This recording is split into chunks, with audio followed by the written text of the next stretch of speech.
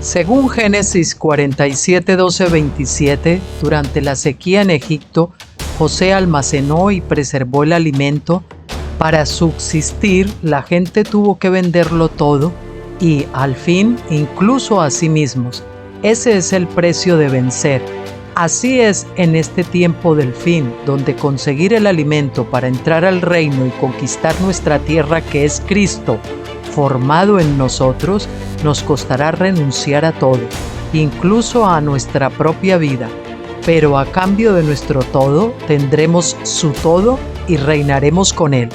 Con ustedes, José. Hola, buenas tardes. Aquí con Ministerios Graneros de José, comenzando la tarde del martes y grabando el último mensaje antes de unos días que nos vamos a tomar de descanso hasta el lunes que viene, que esperamos que ustedes pues lo aprovechen para eso, para repasar audios que tengan pendientes o que pues vuelvan a escuchar algunos que les hayan parecido especialmente importantes o significativos. Y bueno, martes, como siempre, lunes y martes, dedicados al estudio de Apocalipsis, de los libros del Dr. Stephen Jones. Y vamos a ir con el capítulo 18 y 19. Y creo que van a quedar 3 capítulos que los acabaremos lunes y martes de la semana que viene. Y con eso acabaremos el libro 7. Saben que son 8 libros. Comenzaremos el 8. Y cuando terminemos el 8, iniciaremos el 1, el 2, el 3 y el 4, que no se grabaron, pues por circunstancias empezamos por ahí, porque yo estaba reeditando el libro y me parecían unos capítulos tan ilustrativos de los acontecimientos que estamos viendo ahora mismo ocurrir en el mundo, con todo esto del globalismo y demás, pues que dije, vamos a empezar a poner en audio primero esto por acá. Y bien, el capítulo 18 de hoy, el espíritu de profecía, dice así.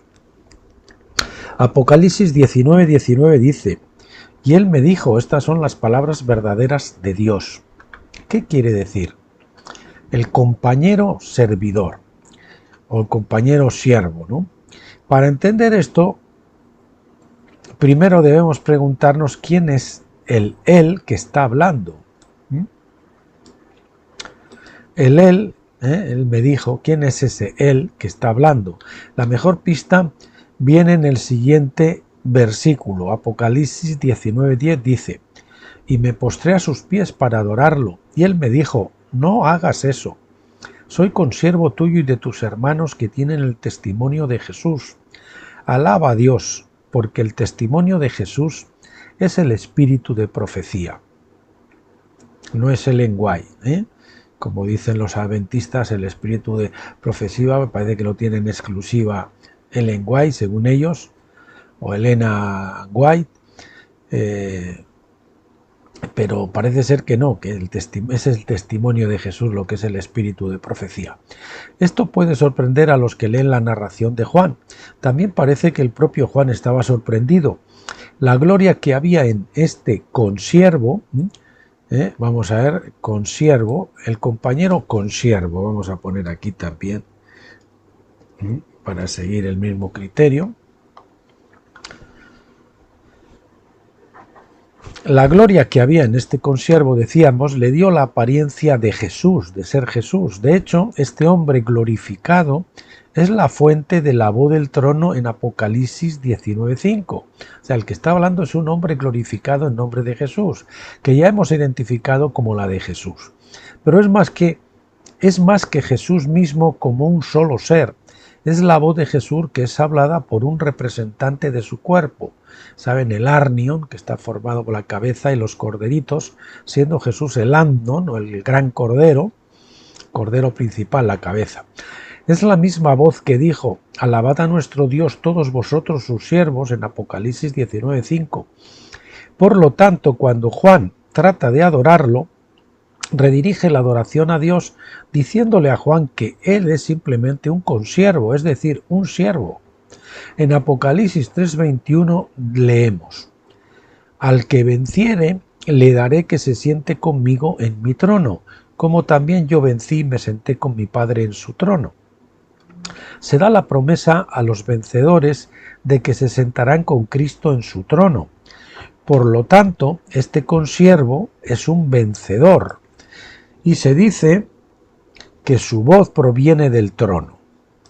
Vamos a ver el trono, como es el de Jesús, lo vamos a poner con mayúscula también. Cristo y su cuerpo son inseparables, espiritualmente hablando, porque están de acuerdo. La voz del Arnion. Esta es una de las imágenes más claras del Arnion en el libro de Apocalipsis. Los Arnion son los corderitos que son alimentados con la palabra de Dios. Juan 21:15, hasta que hayan llegado a estar totalmente de acuerdo con él, se han convertido en lo que han comido. Y dicho de sea de paso, Apocalipsis siempre aparece el Arnion, que se refiere al cordero,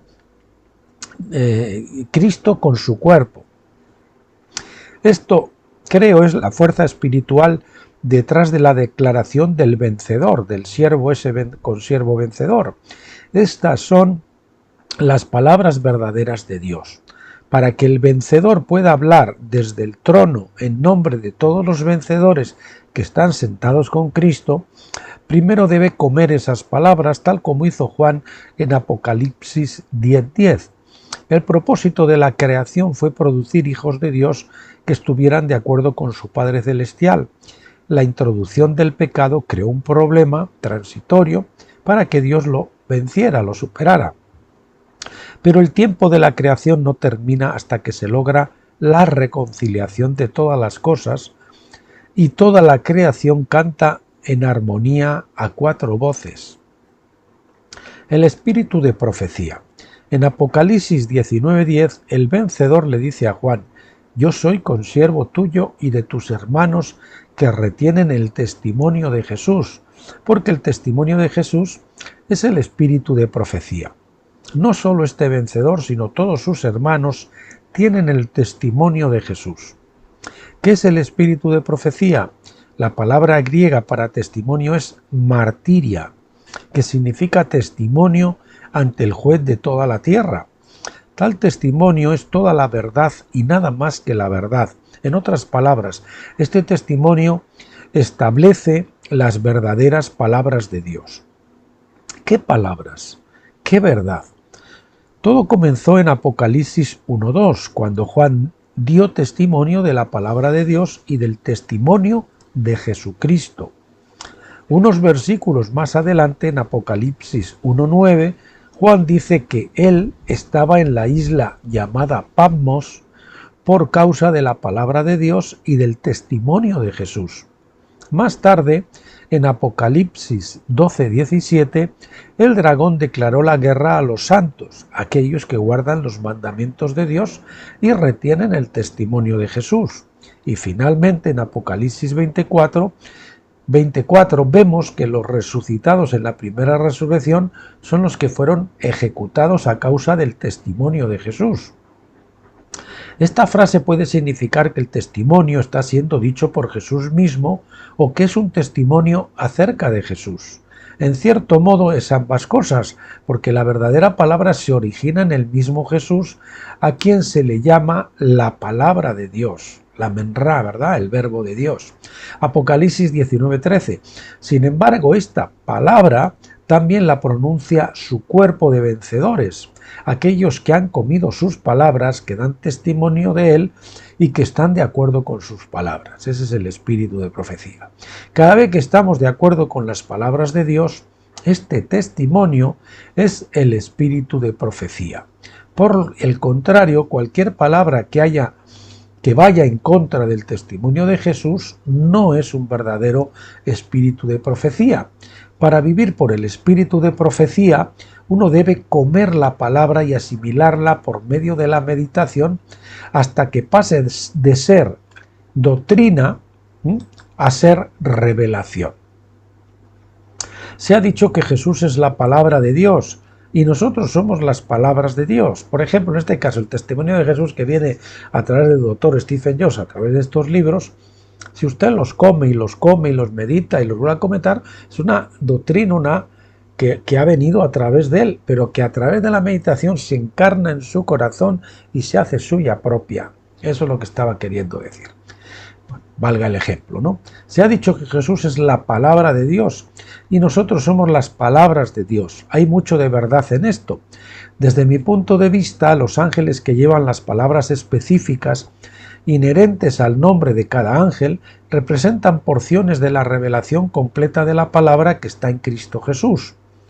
Esos ángeles nos son enviados como espíritus ministradores, Hebreos 1:14, para grabar en nuestro corazón y en nuestra naturaleza esas palabras que ellos portan.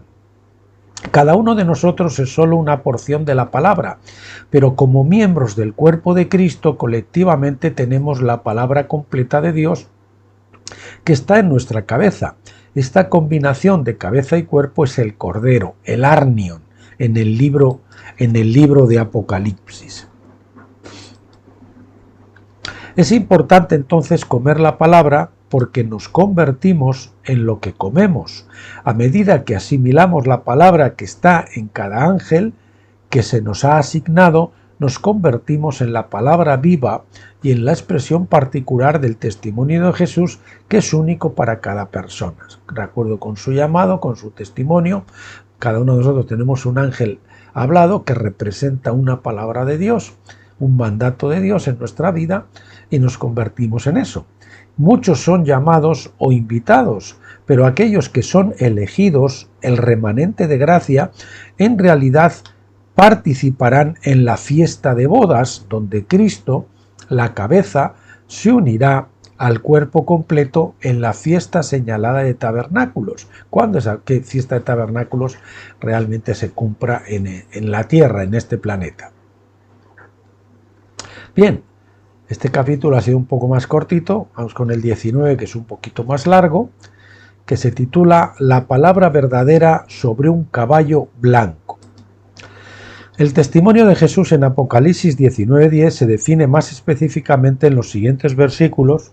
Apocalipsis 19:11 dice: Y vi el cielo abierto, y he aquí un caballo blanco, y el que lo montaba se llama Fiel y Verdadero, y con justicia juzga y hace la guerra. Aunque esto está escrito en griego, los patrones de pensamiento son hebreos, son conceptos hebreos expresados en griego. El versículo comienza con i, del griego, en griego, que es kai, con k, y esta es una forma hebrea común de comenzar una oración para vincular un pensamiento con otro. Por lo tanto, i vincula el testimonio de Jesús con la apertura del cielo para el regreso de Cristo. Es como si se abriera una puerta en el cielo para que el jinete del caballo blanco pase de la dimensión invisible a la visible.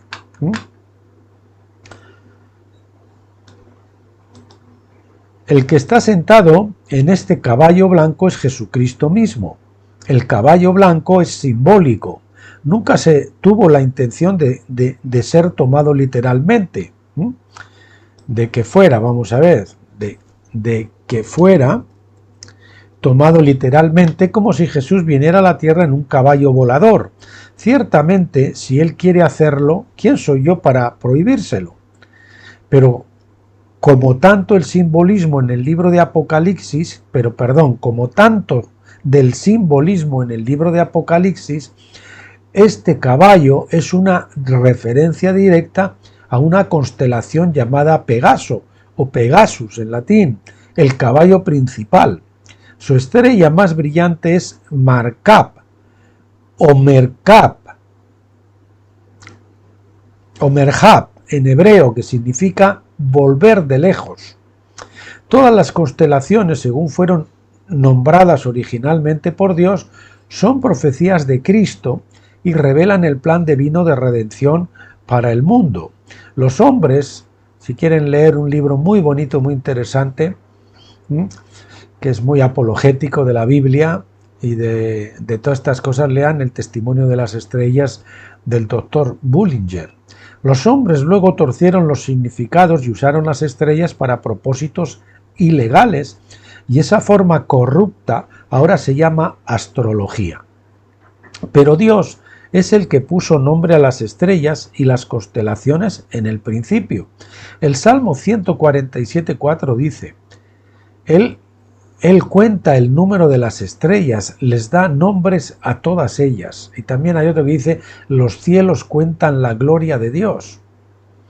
En la Biblia el caballo era un símbolo de salvación.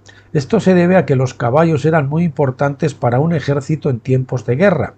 A menudo salvaban el día para los soldados de infantería, pero Dios dio instrucciones a Israel y específicamente a los reyes de que no debían confiar en los caballos. En la instrucción de Dios a los reyes leemos en Deuteronomio 17:16.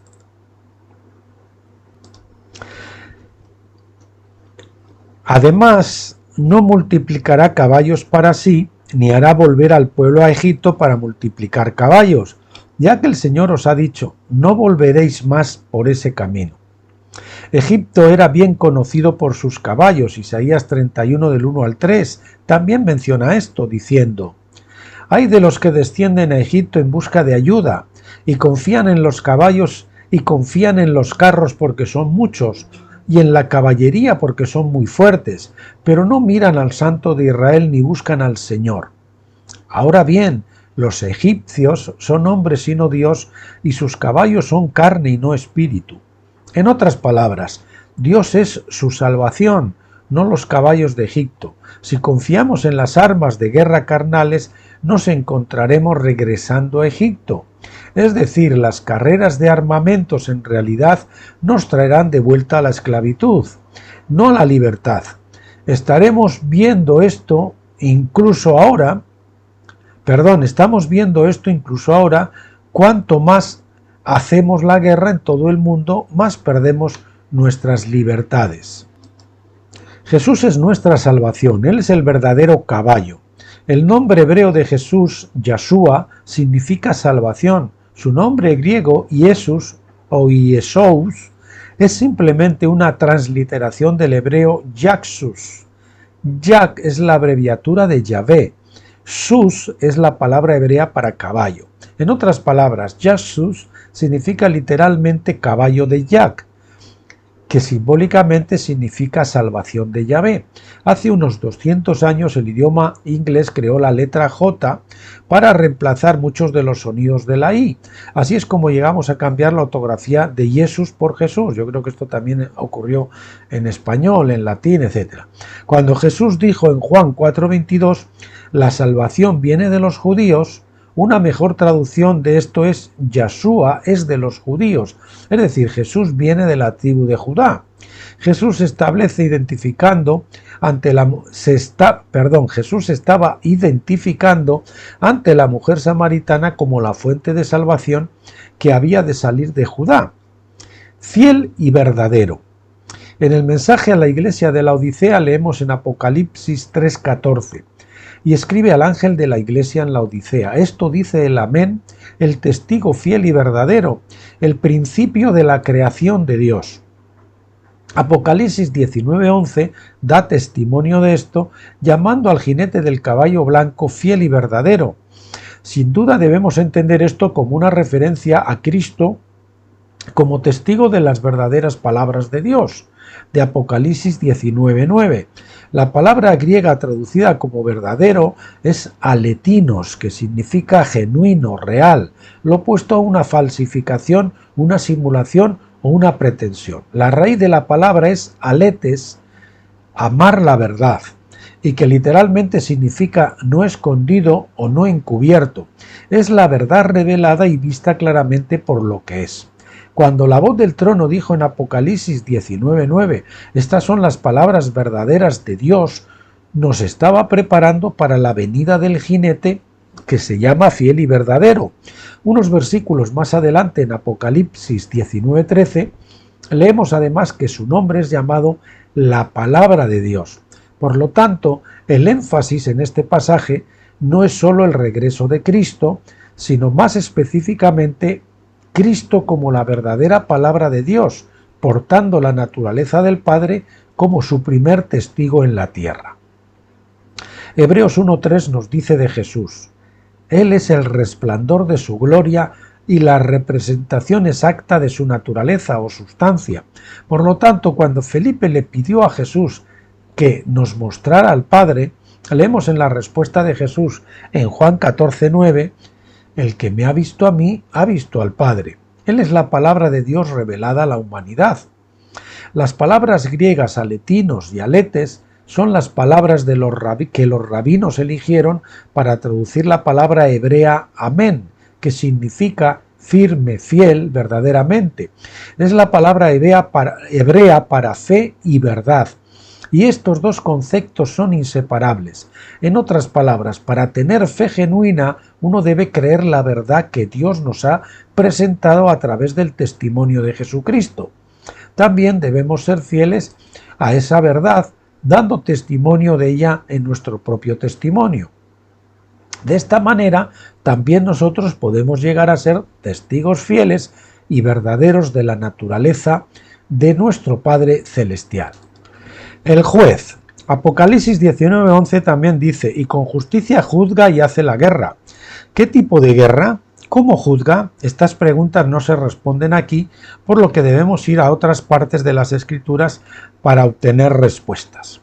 A menudo usamos la palabra juzgar como si fuera sinónimo de condenación, simplemente porque los hombres generalmente condenan cuando juzgan a los demás. Pero estas palabras no son lo mismo. Es posible juzgar sin condenar. Juzgar es discernir la verdad. Juan 5:22 dice, porque ni aun el Padre juzga a nadie, sino que todo el juicio ha dado al Hijo. Esta es verdaderamente una declaración asombrosa que la mayoría de la gente no ha entendido. El Padre no juzga a nadie. Todo juicio es delegado al Hijo. ¿Por qué? ¿Sobre qué ley se basa esto? Juan 5:26-27 dice, porque así como el Padre tiene vida en sí mismo, así también dio al Hijo el tener vida en sí mismo, y le dio autoridad para ejecutar juicio por cuanto es el Hijo del Hombre. Aquí está la respuesta. O sea, nosotros no tenemos ninguno de los hombres vida en nosotros mismos, sino que nos viene derivada de Dios el Padre y Dios el Hijo, ¿no? Porque son los únicos que tienen vida en sí mismos, existen por sí mismos. Nosotros existimos porque nos han dado de su vida. Aquí está la respuesta. Al Hijo se le dio autoridad para juzgar, porque es el Hijo del hombre. La palabra hombre es simplemente la definición del nombre del Antiguo Testamento, Adán. Jesús es el último Adán. 1 Corintios 15:45. Jesús tuvo que nacer del linaje adámico para poder recibir el mandato de dominio original dado en Génesis 1:26. La posición más alta, llamada primogenitura, se transmitió de padre a hijo a través de las generaciones, llegando a David y finalmente a Jesucristo mismo. El título Hijo del Hombre se da en parte debido a su linaje a través de María hasta Adán, pero también porque José lo había adoptado. En otras palabras, cuando Dios le dio a Adán el mandato de dominio en Génesis 1:26, dice, poblad la tierra y sojuzgarla o sometedla, ese es el mandato de dominio, Dios le estaba dando al hombre autoridad para juzgar. El juez del más alto tribunal del universo es Jesucristo mismo. El juicio final le ha sido dado a él porque él es el hijo de Adán, el heredero del mandato de dominio. Aún así, él no es el único llamado a juzgar al mundo. Él es el juez supremo sentado en la Corte Suprema del Cielo, la última corte de apelación. Pero también hay jueces menores que juzgan con la mente de Cristo. Pablo dice en 1 Corintios 6:2, ¿o no sabéis que los santos juzgarán al mundo? En el versículo siguiente pregunta, ¿no sabéis que juzgaremos a los ángeles? Algunas personas, por supuesto, se frotan las manos con alegría, porque piensan que esto significa que pronto tendrán la oportunidad de condenar a quienes les han hecho daño. Pero Jesús nos enseñó con el ejemplo cómo juzgar. Juan 5:30 dice, no puedo hacer nada por mi propia iniciativa, como oigo, juzgo, y mi juicio es justo porque no busco mi voluntad, sino la voluntad del que me envió. Los jueces de todos los tribunales inferiores deben acatar la mente y la voluntad del tribunal superior, o de lo contrario serán anulados y avergonzados. Jesús, quien era el Amén de Dios, juzgó todas las cosas según la mente de su Padre. Asimismo, nosotros también debemos juzgar por la mente de Cristo. Esto requiere más que un mero conocimiento de la ley. Se requiere revelación para saber cómo aplicarla específicamente. Esa es la sabiduría, saber cómo aplicar la revelación, saber cómo aplicar la ley. Esto es imposible de hacer para la mente carnal. La mente carnal puede escuchar la evidencia, pero solo la mente del espíritu puede discernir la verdad de las mentiras y de las medias verdades. Solo la mente del espíritu conoce todas las cosas. Solo la mente del espíritu, con mayúsculas, conoce todas las cosas. El juicio divino, como todas las cosas que vienen de Dios, se basa en el amor. Ese simple principio es difícil de comprender para la mente carnal del hombre. ¿Cómo puede proceder el juicio del amor? Tiene que ver con el propósito último de todo juicio. El propósito de Dios es corregir y restaurar, no condenar y expulsar permanentemente. Este ha sido siempre el propósito divino, pues como dice Pablo en Romanos 13:10, el cumplimiento de la ley es el amor. El amor y la ley no tienen propósitos opuestos, en realidad son uno y el mismo, porque tienen la misma fuente. Dios es amor y la ley es la revelación de su naturaleza divina.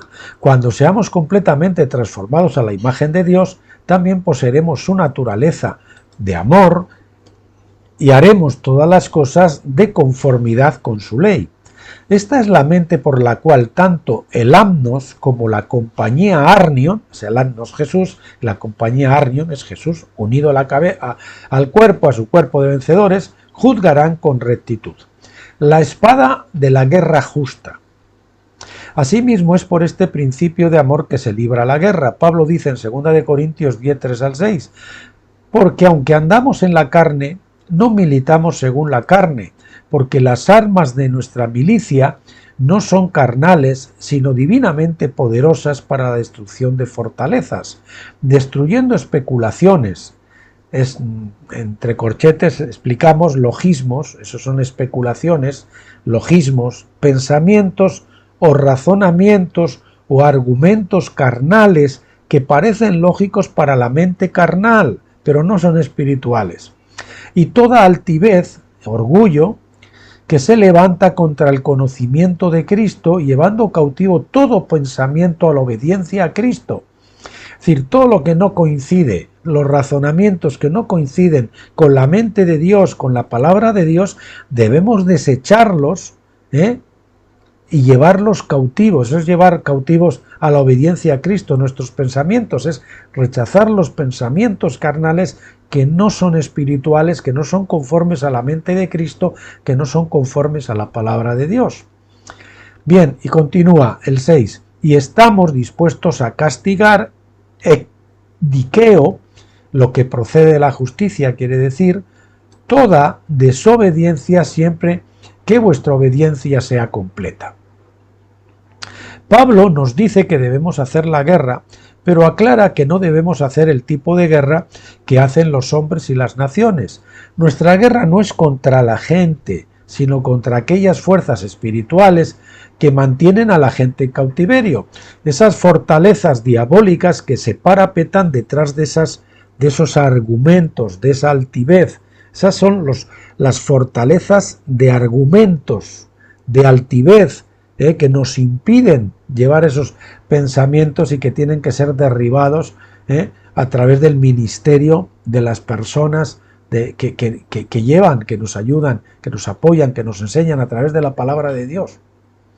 Debemos hacer la guerra, pero aclara que no debemos hacer el tipo de guerra que hacen los hombres y las naciones. Nuestra guerra no es contra la gente, sino contra aquellas fuerzas espirituales que mantienen a la gente en cautiverio. Nuestra guerra ni siquiera es contra los malvados, sino contra las fuerzas espirituales que los hacen malvados, para que puedan ser liberados en Cristo. En otras palabras, nuestra guerra no es destructiva, es constructiva. Nuestra armadura tampoco es carnal. Según Efesios 6, del 11 al 17, donde se habla de la armadura del creyente, como saben ustedes, hacemos la guerra vestidos con armadura espiritual, no carnal. Este es el único tipo de armadura que puede defendernos contra el verdadero enemigo, del versículo 12, que dice: porque nuestra lucha no es contra sangre y carne, sino contra principados, contra potestades, contra las fuerzas de este mundo de tinieblas, de oscuridad, contra las fuerzas espirituales de maldad en los lugares celestiales, fuerzas espirituales. Esto es lo que Dios nos está enseñando incluso hoy. Estamos aprendiendo el arte de la guerra espiritual para desterrar de nuestra mente la idea de que debemos usar armas carnales contra personas de carne y hueso. Y así, cuando Apocalipsis 19:11 habla de hacer la guerra de una manera justa, no se refiere a que Cristo venga a matar a los enemigos, como se ha enseñado con tanta frecuencia. De hecho, si pasamos al versículo 15, podemos ver el tipo de arma que se usará contra sus enemigos. Y de su boca sale una espada afilada para herir con ella a las naciones. Una vez más, la gente ha carnalizado esta espada para hacerla destructiva.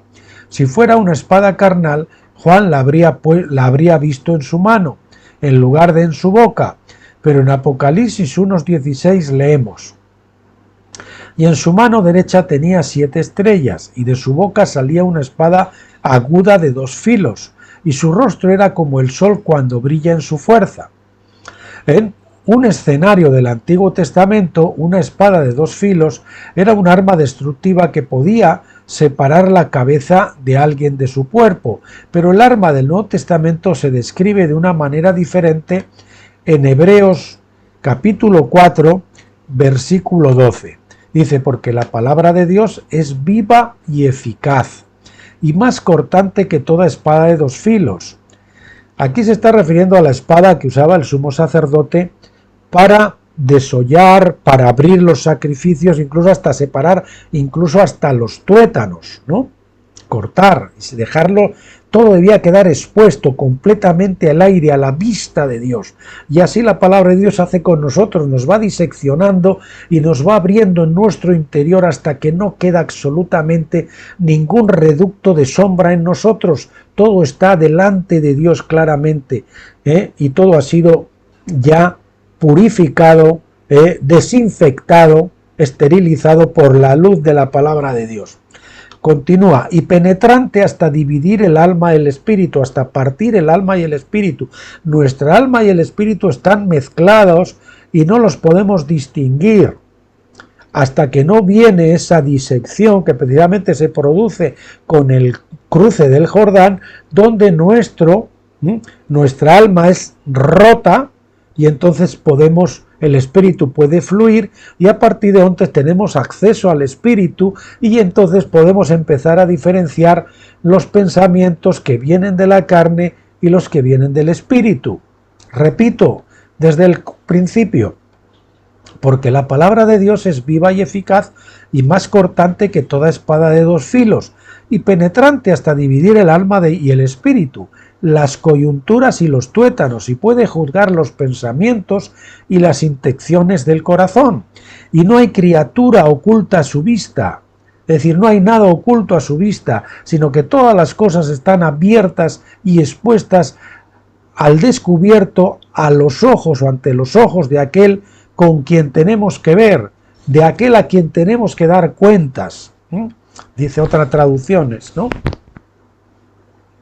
La espada es la palabra de Dios. De nosotros, el Señor sabe que hay cosas ahí, y por eso nos trata para ir exponiendo poco a poco esas cosas que están ocultos en nuestro corazón, ese pecado oculto, esas zonas que todavía no han sido ajustadas, no han sido arregladas, no han sido sanadas. Y Él nos va llevando poco a poco, hasta que al final estamos completamente desnudos delante de Dios, sin ningún tipo de hoja de higuera. No hay ningún tipo de ocultamiento, de vergüenza, todo ha sido ya expuesto delante de Dios. La espada es la palabra de Dios hablada, por eso sale de la boca, no de la mano, y esto se confirma en Efesios 6:17, donde Pablo dice: y tomad el yelmo de la salvación y la espada del Espíritu, que es la palabra de Dios. Más claro no se puede decir. Esta espada afilada puede dividir el alma y el espíritu y puede juzgar, eso quiere decir juzgar, es decir, discernir, discernir, eso es saber discernir. El que no ha cruzado el Jordán no tiene discernimiento. Él puede pensar que tiene mucha razón, que tiene muchos argumentos, pero son argumentos carnales que él no está distinguiendo, que son argumentos humanos, no son argumentos divinos. Entonces no puede juzgar, pero el espiritual juzga todas las cosas, dice la palabra de Dios, y puede juzgar, discernir los pensamientos y las intenciones del corazón. Los pensamientos se refieren a la carne, a la parte almática, y las intenciones proceden del espíritu, esa parte que está más oculta. Es decir, lo que mueve realmente esos pensamientos del alma, es decir, lo que está persiguiendo, en este caso puede ser un espíritu incorrecto, ¿no? Yo estoy haciendo esto y estoy argumentando esto, pero detrás se esconde una intención que no es de Dios, que es mía propia, un interés personal, un mal discernimiento propio. Es mucho más afilada y efectiva que una espada física. Para el que tiene tal espada, todas las cosas están abiertas y descubiertas. En otras palabras, todos los hechos son descubiertos y conocidos plenamente en cada caso que se presenta ante el juez espiritual. Esta espada nos da el espíritu de discernimiento. Por eso el espiritual, cuando está hablando con una persona carnal, puede discernir lo que se esconde detrás de lo que él dice, que la persona que está diciendo no lo ve, pero el espiritual lo está viendo, entre otras cosas porque él ya pasó por ahí y ya empleó esos mismos argumentos, esos mismos subterfugios, y Dios lo desnudó y entonces lo desarmó, y ahora sabe, ahora puede juzgar, ahora puede discernir. Esto es blanco. ¿Por qué es blanco? Porque yo ya he visto que es blanco. El otro no ve y piensa que es negro, porque no tiene la experiencia, no tiene el discernimiento, no tiene los ojos del espíritu para ver las cosas, está viendo con sus ojos carnales. Cuando Israel llegó al monte Sinaí para su primer Pentecostés, se negaron a escuchar la palabra de Dios. Éxodo 20 del 18 al 21. No se dieron cuenta de que se negaban a recibir la espada del Espíritu. Así se quedaron solo con una espada carnal. Cuando más tarde adoraron al becerro de oro, el castigo fue ejecutado con espadas físicas, que era todo lo que los levitas tenían a su disposición. En ese día 3.000 murieron y fueron quitados de la iglesia en el desierto. Éxodo 32:28. En Hechos 2, con la otra espada, la del Espíritu, sin embargo, los 120 discípulos se reunieron en el aposento alto para recibir la espada del Espíritu.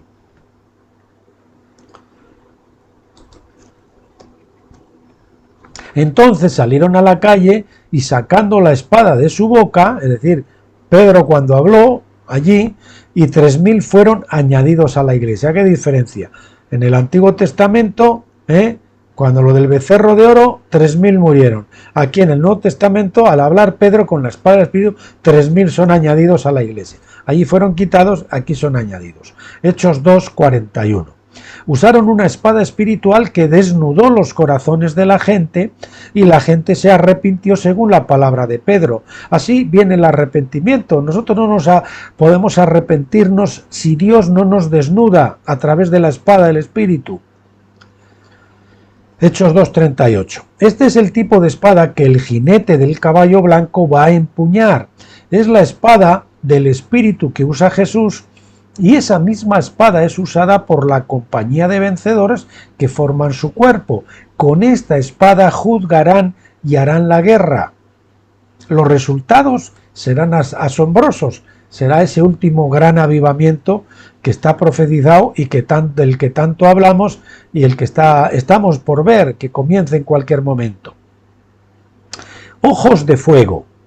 Apocalipsis 19, 12 dice, y sus ojos son llama de fuego. Esos ojos son los que ven todo lo que está oculto.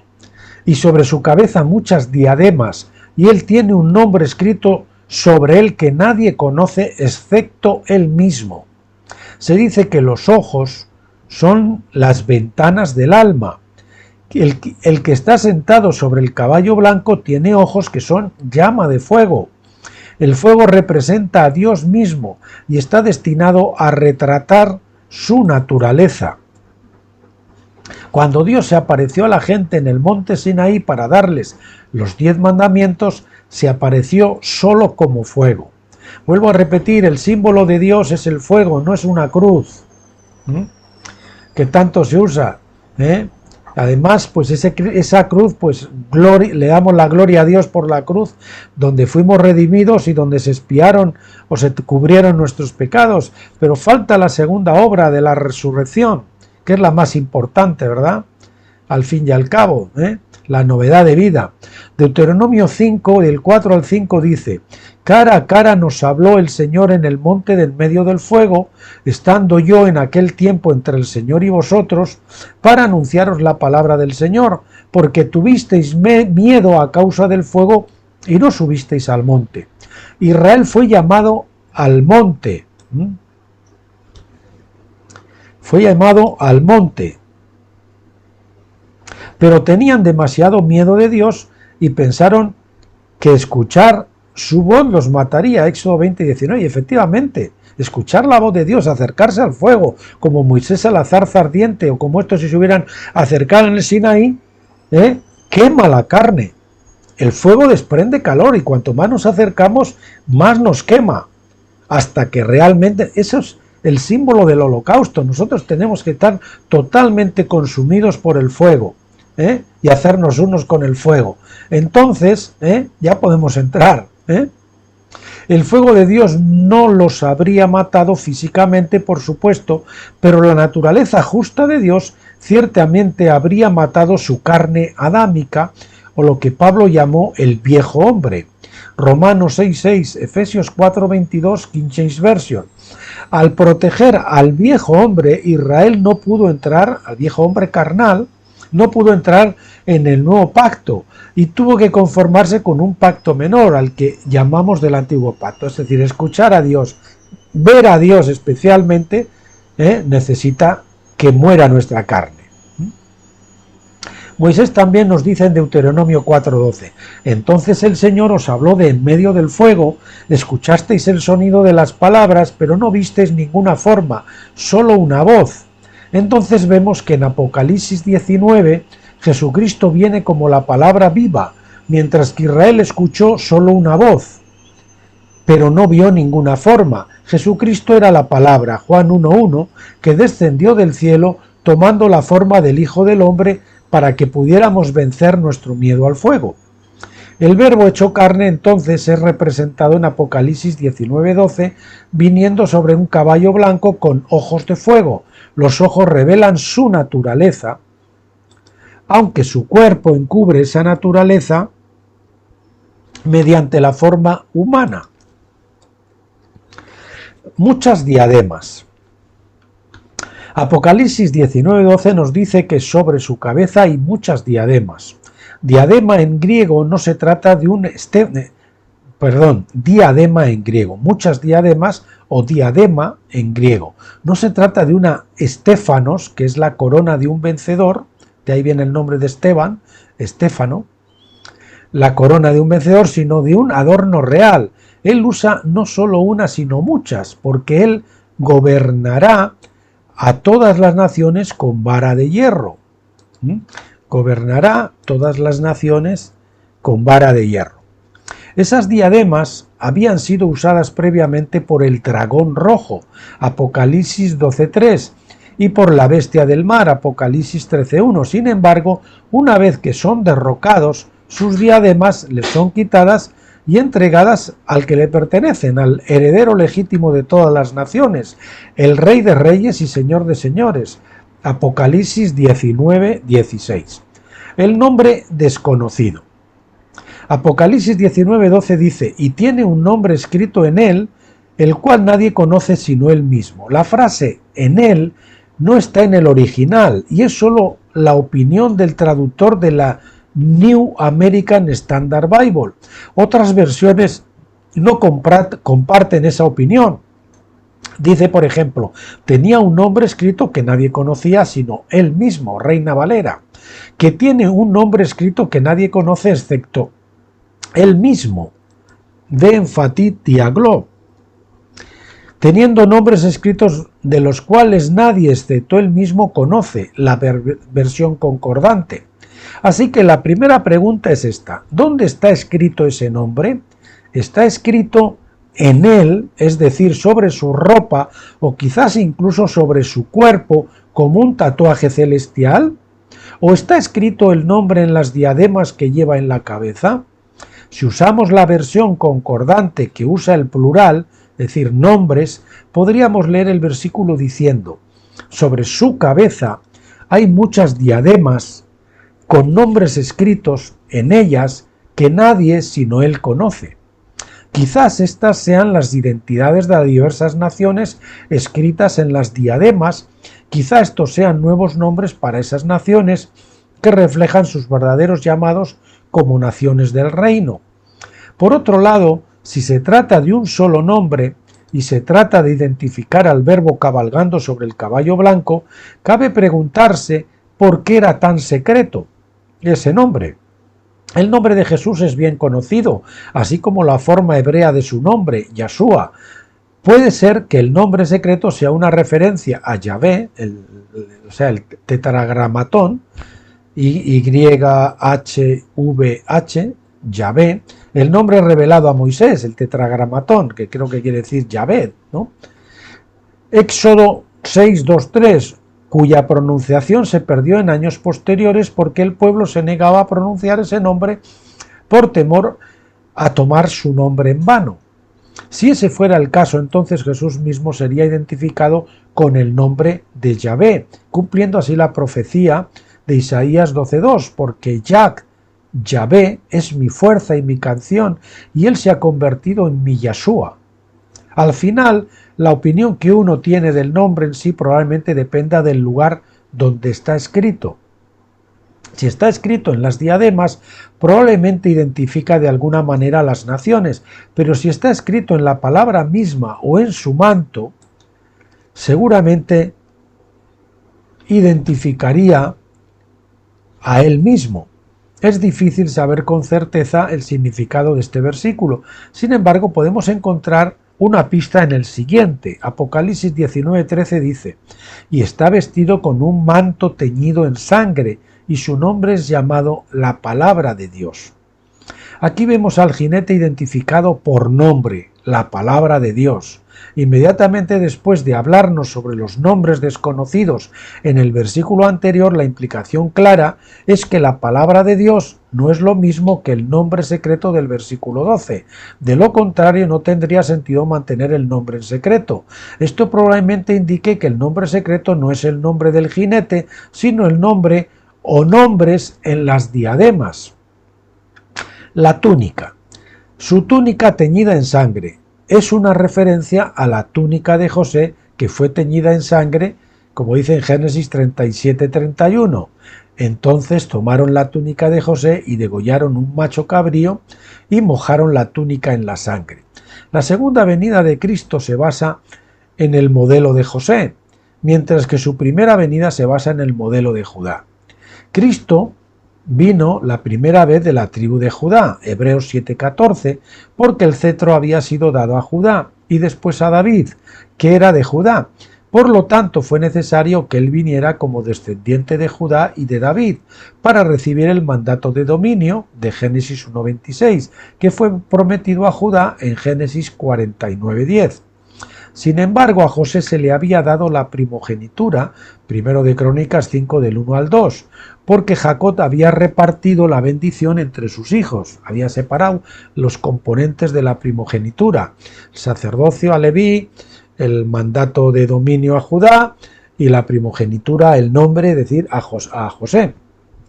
Porque Jacob había repartido la bendición entre sus hijos. El reino dividido separó el cetro de la primogenitura después de la muerte de Salomón, y esta brecha tuvo que ser reparada por medio de Cristo.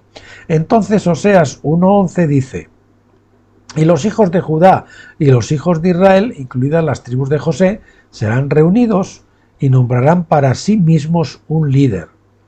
Asimismo, Ezequiel 37:19 dice: diles, así ha dicho Yahvé el Señor, he aquí yo tomaré el palo de José, o la vara de José, que es la mano de Efraín, y de las tribus de Israel sus compañeros, y las pondré con él, con el palo de Judá, y los haré un solo palo, y serán uno en mi mano. Al reunir a Judá con José en la mano de Cristo, ahora en su segunda venida, la bendición plena del cetro y la primogenitura se unen bajo una sola cabeza, porque que Jesús tiene el sacerdocio de Melquisedec también, ahí están las tres, ¿no? Esta reparación de la brecha solo puede tener lugar a través del Mesías, y es la razón principal por la que él debía venir dos veces. En su primera venida para reclamar su cetro y trono, los líderes sacerdotales en Jerusalén se le opusieron e indujeron al pueblo a rechazar su reclamación. No obstante, hizo la obra profética que se requería de él como Mesías y luego ascendió, en parte, para presentar una apelación en la corte celestial y luego regresar después de ganar su caso.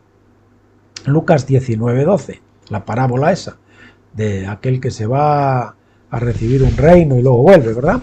En la segunda venida, Jesucristo reclama su primogenitura, que es el mandato de fructificación o de fecundidad, de ser fecundos y multiplicarse, Génesis 1:28, es decir, de producir los hijos de Dios, la manifestación de los hijos de Dios, los vencedores, en primer término, las primicias que hasta ahora nadie ha sido capaz de producir. Este mandato es el derecho de dar a luz a los hijos de Dios. Así que la bendición de Jacob sobre José dice: rama, es decir, ven, que quiere decir hijo, fructífera es José.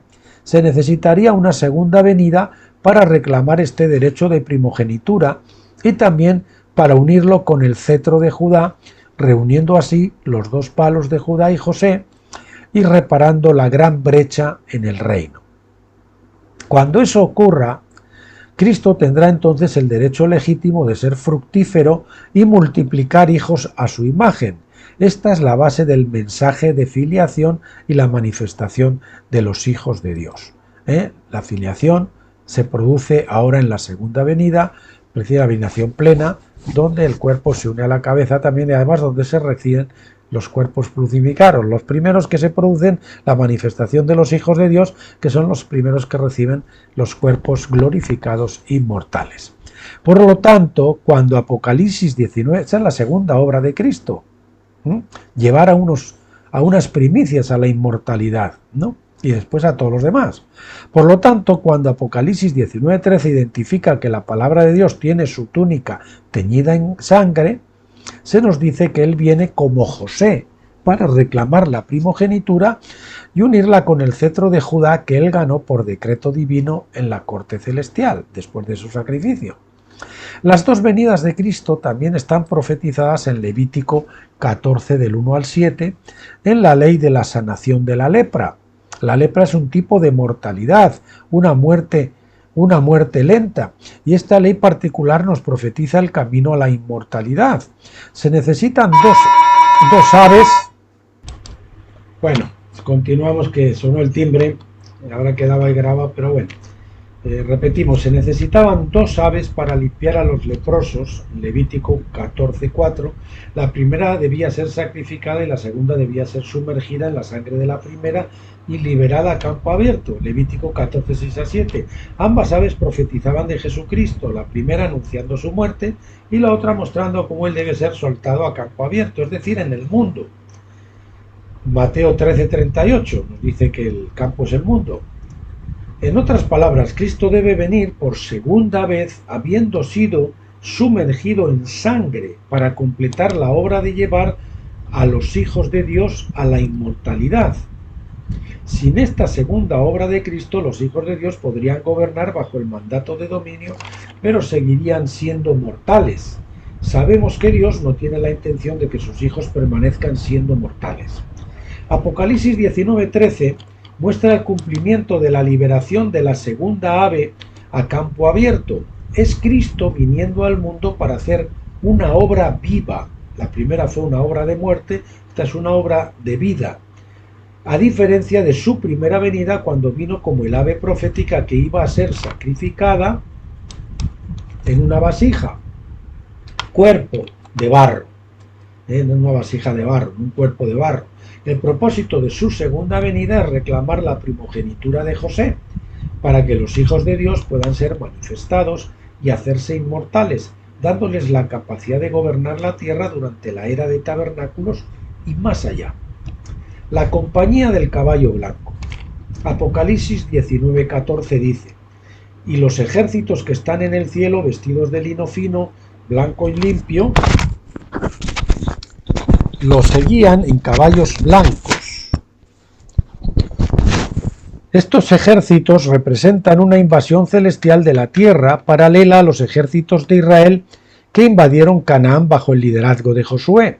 La principal diferencia, por supuesto, se ve en el siguiente versículo: y de su boca sale una espada aguda para herir con ella las naciones. En otras palabras, esta es una invasión del nuevo pacto usando las armas del nuevo pacto.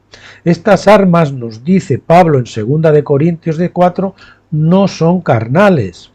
En lugar de matar a la gente, estas armas llevan cautivo todo pensamiento a la obediencia a Cristo. ¡Qué gloria! Jesucristo es llamado la palabra de Dios en Apocalipsis 19:13. Él es el mismo logos, es decir, palabra, sobre el cual Juan escribió en su Evangelio, Juan 1:1.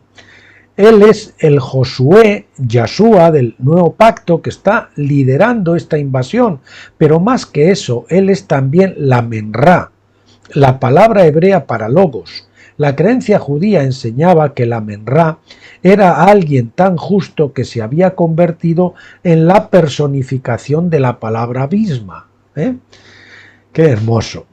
Él era la palabra hecha carne.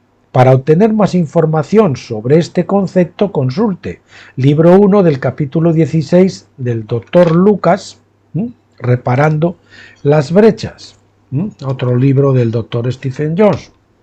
El ángel habló de más de una palabra, pues en Apocalipsis 19:9 dijo: estas son las palabras verdaderas de Dios. Estas palabras verdaderas son aquellos vestidos de lino fino que siguen su caudillo sobre caballos blancos y sobre los cuales también se ha encarnado la palabra. Esto es lo que tiene que pasar. Nuestra agua de Pentecostés tiene que ser transformada en el vino de tabernáculos. Tiene que pasar de ser doctrina a ser revelación. Para eso es Pentecostés, para que la palabra sea encarnada en nosotros. Estas palabras verdaderas son aquellos vestidos de lino fino que siguen a su caudillo sobre caballos blancos. Están vestidos con la misma ropa espiritual dada a la verdadera novia antes en Apocalipsis 19 del 7 al 8. De esto debemos entender que los ejércitos del cielo son también la novia, es decir, aquellos que están en unidad y acuerdo con Cristo. Aquellos que están en unidad y acuerdo con Cristo. Unidad y acuerdo, no hay diferencia. Sus voluntades, esa es la cumbre de la espiritualidad, están unidas. Son cristianos, amén. Están de acuerdo con todo lo que dice Dios, con todo lo que dice Cristo. De ahí que cabalguen sobre caballos blancos para identificarlos con el caballo jefe, Pegasus, que es el caballo de Jack, Jesús. Bien, la misma espada del Espíritu que sale de la boca de Cristo también sale de la boca de la novia, ejército. El armamento espiritual de esta invasión celestial es prominente en esta descripción, aunque se usa la metáfora de la guerra carnal. No debemos pensar en esta invasión en términos carnales, ni esta guerra resulta en una carnicería. Ojito con esto. ¿Cuántas veces nos han metido miedo con la carnicería del Armagedón? Es importante entender esto, dada la carnicería aparente representada en el resto del capítulo. Bien, y aquí hemos terminado por hoy. Nos queda para el próximo lunes, Dios mediante, el capítulo 20, herir a las naciones. Y después creo que vamos a ver, sí, el capítulo 21, el ángel de la paz, y terminaremos con el 22. Vamos a ver qué es la gran cena, esos dos capítulos 20 y 21, y luego para el martes terminaremos el capítulo 22 y el libro séptimo.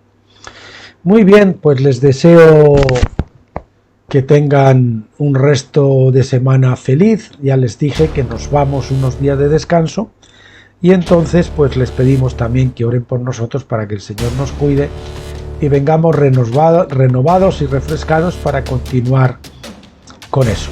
Que el Señor se nos manifieste, que el Señor nos bendiga, que el Señor nos cuide. Oren por eso. Y también le pedimos que lo haga con todos ustedes. Hasta el lunes próximo, Dios mediante.